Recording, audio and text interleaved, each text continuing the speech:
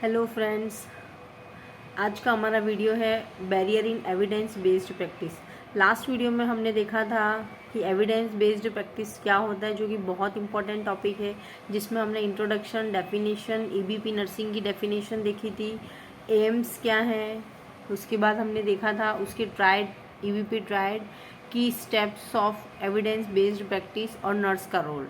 ठीक है, वो टॉपिक बहुत इंपॉर्टेंट था। अगर मान लो एग्जामिनर सोचे कि अभी सब एविडेंस बेस्ड प्रैक्टिस बहुत बार आ चुका है तो अब बैरियर दे दे, तो हो सकता है ये बैरियर इन एविडेंस बेस्ड प्रैक्टिस वाला जो टॉपिक है वो शॉर्ट नोट्स में आपको 5 मार्क्स में दे दे, या major question evidence based practice क्या होता है, कि स्टेप्स कौन कौन सी हैं, या बैरियर इन एविडेंस बेस्ड प्रैक्टिस से आप क्या समझते हैं। तो ऐसे करके कुछ भी क्वेश्चन हो सकता है। तो बेसिक आइडिया हमें इसके बारे में होना चाहिए कि बैरियर क्या, किन वजह से एविडेंस बेस्ड प्रैक्टिस जो होती है वो हम प्रॉपर अच्छे से कंडक्ट नहीं कर पाते, या कौन कौन से रीज़न हैं। ठीक है, तो हम वन बाय वन देखते हैं। फर्स्ट है ओवरवेलमिंग अमाउंट। ठीक है, ये अमाउंट है, अमाउंट लिखा हुआ है, in information available in the literature and some time contradictory finding of the research study that create the confusion among patient। ठीक है, confusion among patient, sorry practice. अब इसमें क्या होगा कि क्या होता है कि जो पहले की जो स्टडी है, जो इंफॉर्मेशन अवेलेबल हैं, और फिर जो लिटरेचर में है, और उसके बाद अभी क्या हो रहा है, जो नई रिसर्च आ गई, उनके बीच में क्या कॉन्ट्राडिक्टरी सिचुएशन क्रिएट हो जाती है। तो उसमें क्या हो जाता है, कन्फ्यूजन क्रिएट होता है कि हम उसे लिटरेचर पहले वाली चीज़ को फॉलो करें या अभी न्यू चीज़ को फॉलो करें। ठीक है, तो एक प्रकार से क्या होता है, कन्फ्यूजन होता है। Lack of professional ability to critically appraise the research. ठीक है, अब क्या हो रहा है कि इतनी प्रोफेशनल एबिलिटी नहीं है, ठीक है, इतना नॉलेज नहीं है, lack of professional ability to critically appraise the research, की वो एक बारीकी से वो क्या कर सके, किसी रिसर्च को कंडक्ट कर सके, तो वो नहीं है। देन थर्ड है lack of time and workload pressure. क्या होता है नर्सिंग में कि जो एक टाइम अपना ड्यूरेशन होता है, टाइम का, हमें सारा दिन वार्ड में ही काम करते करते ही क्या होता है, पूरा टाइम निकल जाता है, वर्कलोड ज़्यादा होता है, जिससे वो क्या होता है, रिसर्च वर्क पे भी अपना इतना ध्यान नहीं दे पाते। तो lack of time and workload pressure. Third है lack of knowledge and of research method.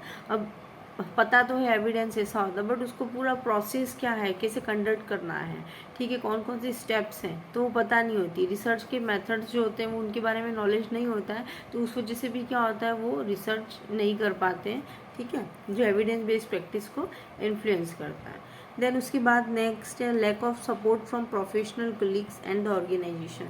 अब क्या होता है कि जैसे कोई सुपर हायर पोस्ट पे है, वो उन्हें सपोर्ट नहीं कर रहे हैं, या प्रोफेशनल जो ऑर्गेनाइजेशन है वो उनको रिसर्च के लिए प्रमोट नहीं कर रही, सपोर्ट नहीं कर रही, फिनेंशियल सपोर्ट नहीं दे रही, टाइम नहीं दे पा रही है ना, वर्कलोड बहुत ज़्यादा दे रही है। तो उस वजह से भी क्या होता है कि पर्सन जो होता है, वो जो स्टाफ नर्स होती है, भले एक्सपर्ट है ना, पर उसे वो समय नहीं मिल पा रहा है, वो एक ऑर्गेनाइजेशन या सेटअप नहीं मिल पा रहा है, जिसकी वजह से वो रिसर्च नहीं कर पा रही। Shortage of research in some area of nursing practice. और क्या होता है, किसी किसी फील्ड में रिसर्च नॉलेज है, बट क्या हो रहा है, रिसर्च नहीं कर पा रहे नर्सिंग प्रैक्टिस फील्ड में। ठीक है, shortage of research in some areas of nursing practice.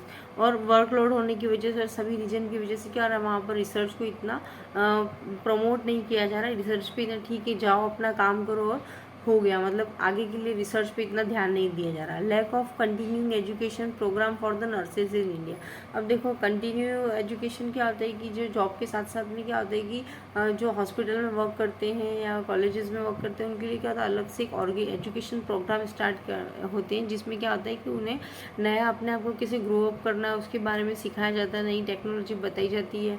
ठीक है, तो वो अब वो क्या हो रहा है, उसका lack of continue education programme की कमी होने की वजह से क्या हो रहा है, नर्स अपने आप को अपग्रेड नहीं कर पा रही है, और वो रिसर्च वगैरह नहीं कर पा रही है। देन नेक्स्ट है lack of initiative among nursing leader and manager to create the environment to ability. अब क्या हो रहा है कि जो नर्सिंग लीडर हैं और जो मैनेजर है, उन लोगों के बीच में एक वो कनेक्शन या टाइप नहीं है, जिससे कि एक दूसरे का वो सपोर्ट नहीं, कोई भी काम करते उसमें सपोर्ट की ज़रूरत होती है, और एक प्रॉपर सपोर्ट नहीं मिलेगा तो क्या होगा कि वो अच्छे से काम नहीं कर, वो एनवायरनमेंट में भी क्या होगा, वो एक एनर्जी नहीं होगी कि वो पर्सन रिसर्च या कुछ एविडेंस पर काम कर सके, जिससे वो कुछ नया क्वालिटी ऑफ केयर ला पाए, है ना। उसके बाद physical dominance in clinical practice, nurse not give autonomy to implement. अब क्या हो गया कि जैसे मान लो डॉक्टर्स हैं, अभी नर्सेज और डॉक्टर के बीच में बहुत युद्ध चल रहा है, अभी सब जगह देख रहे हो आप, है ना। तो क्या हो रहा है कि नर्स को उस लेवल पे रिस्पेक्ट नहीं मिलता है, फिजिशियन है वो अपने आप में बहुत ज़्यादा डोमिनेंस होते हैं, जिसके कारण क्या होती है, नर्स अपने आप को अपग्रेड नहीं कर पाती है, वो कुछ नई नई रिसर्च में अपने आप को नहीं ला पाती है। तो फ्रेंड्स ये 9 पॉइंट्स थे बैरियर इन एविडेंस बेस्ड प्रैक्टिस। आप चाहो तो इसे टॉपिक्स बना के भी पढ़ सकते हो, बट ये बेसिक आइडिया है, और भी आप सोचना कौन कौन से पॉइंट्स हो सकते हैं। अगर ये क्वेश्चन आता है तो आप इस पर आंसर कर सकते हैं कि एविडेंस बेस्ड प्रैक्टिस में कौन कौन से बैरियर्स हैं।